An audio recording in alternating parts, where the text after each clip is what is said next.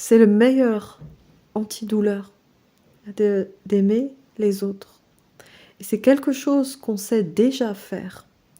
C'est juste qu'on n'a pas pris l'habitude peut-être de se relier à ça comme étant une force et de faire grandir ce sentiment d'amour.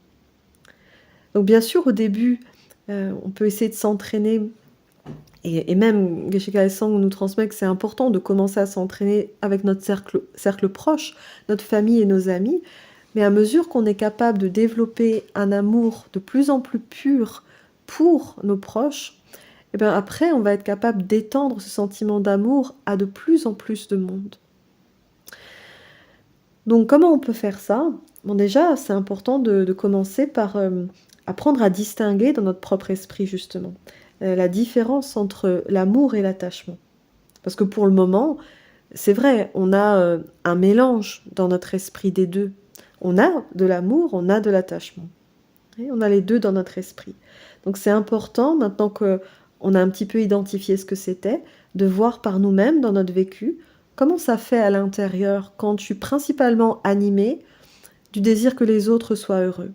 Et comment ça fait à l'intérieur quand je suis principalement animée par le désir que les autres me rendent heureux.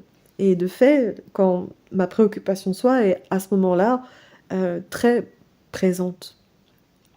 Puis ensuite, ce qu'on a besoin de faire, c'est simplement d'essayer progressivement d'améliorer notre amour, de l'épurer de plus en plus, de la présence de l'attachement.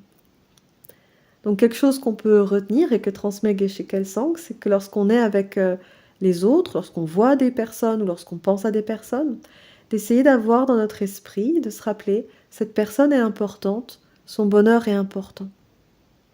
Pourquoi? Parce qu'en fait, cette personne désire être heureuse et ne pas souffrir exactement comme nous. Et de vraiment faire ce pas, d'entrer un petit peu plus dans le monde des autres, dans leur sensibilité, dans leurs intérêts. C'est très beau de juste faire cet exercice d'être plus présent à l'autre, grâce à cette simple prise de conscience. Cette personne est importante, son bonheur est important. Son bonheur et sa liberté sont importants. Parce que exactement comme moi, cette personne désire être heureuse et ne pas souffrir. Les gens, à terme, seront tellement reconnaissants de cette présence qu'on leur offre et cette écoute qu'on leur offre.